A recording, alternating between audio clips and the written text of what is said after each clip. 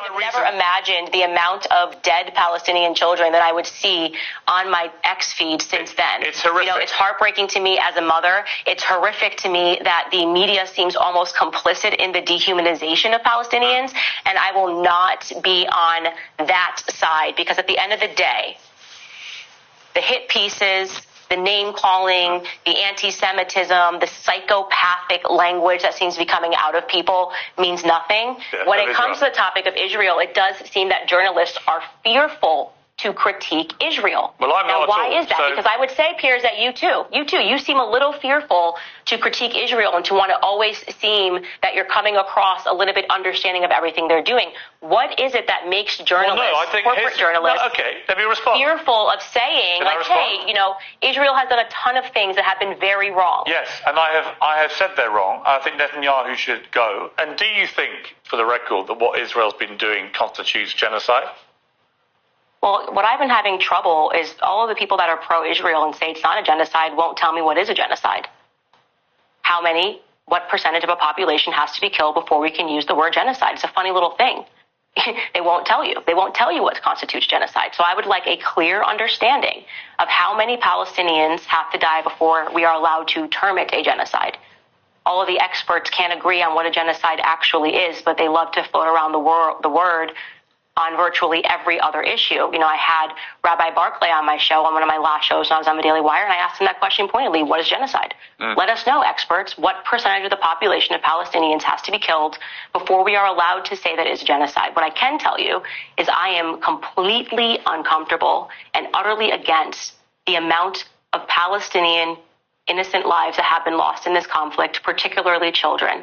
And any person who is fearful of stating that the death of innocent children has been utterly unacceptable is a coward.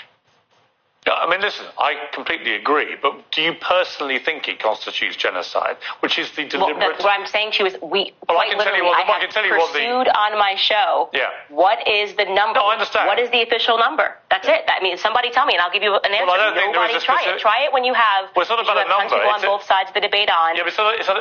What do you mean it's not a number? Here's my answer. And do they give you an answer? The anti-Semitism, the psychopathic language that seems to be coming out of people means nothing. And I want to make sure everybody knows this, right? At the end of the day, you are going to have to account to God for the things that you allowed, for the things that you were complicit in, and for the things that you did not have enough courage to state. Okay. The amount of death of Palestinian children has been unacceptable, full stop. Okay. Bibi Netanyahu, in my view, should not be given an invitation to Congress. I think it's unacceptable. I agree. So in the build-up to this, you'd already made it clear that you said on Twitter on November the 3rd, no government anywhere has a right to commit a genocide ever.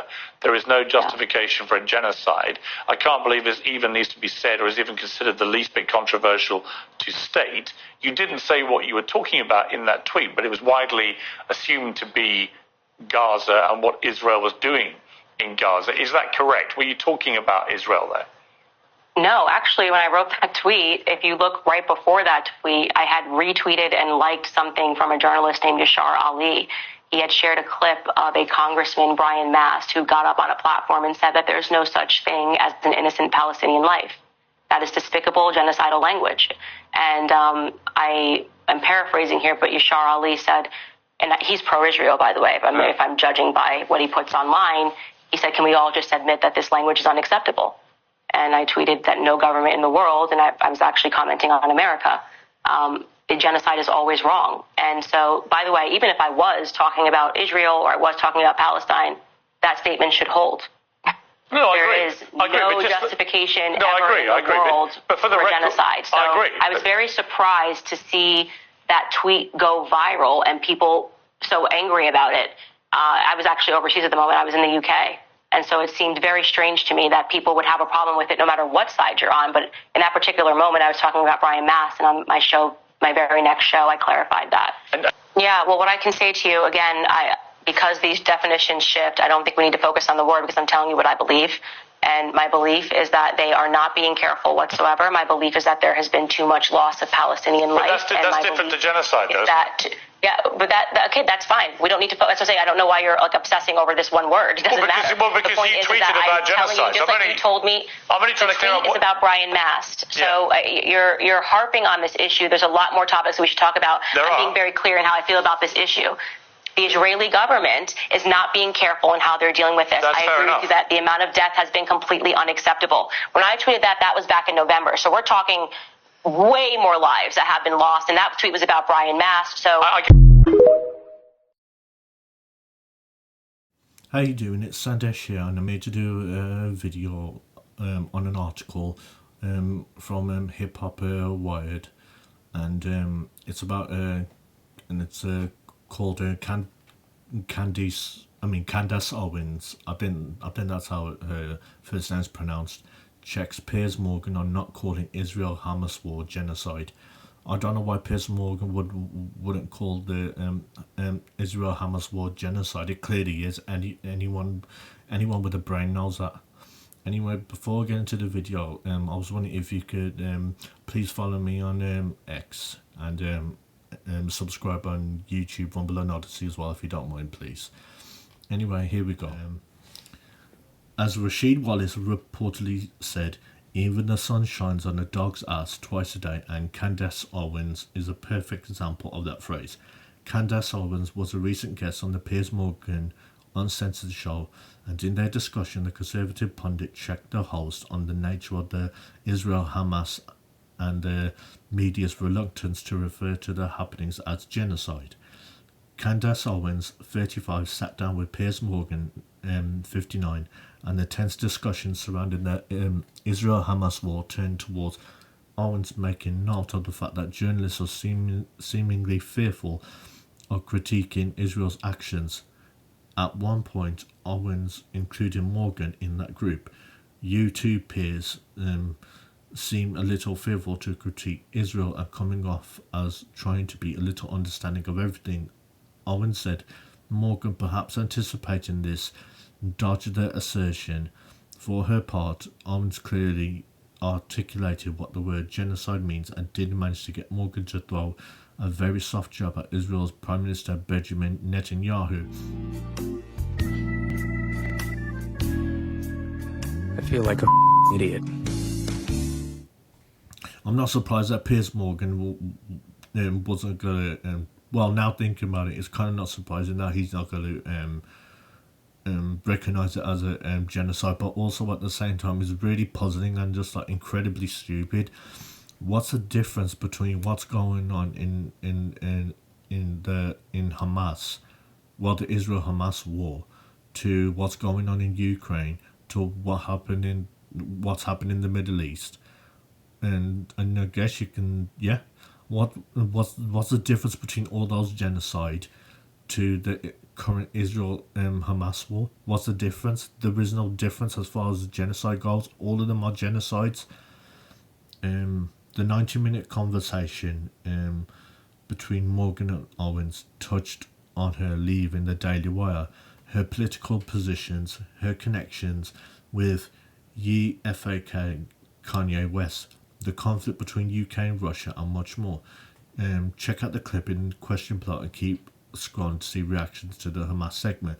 Also, let's be clear, we're not on her side about much of anything. On this point, however, she called it straight, and that's what we're noting. Look, the thing is, right, people are, I noticed people are hating on the fact that Candace Owens is just not afraid to like call it as it is, but they also use the fact that because just because she's a Christian. I've noticed that. And what does her being a Christian have to do with anything? What does the fact that she's a conservative have to do with anything? I mean, you could be a conservative or also be anti-censorship and also anti-war. The ones who I see being pro-censorship and pro-war are the shitlibs, as far as I'm concerned. The ones on the left, they're the ones that are all for this. If you don't like it, if you're not for what they're into, for as far as politically, and then they'll just do everything they can to counsel you, and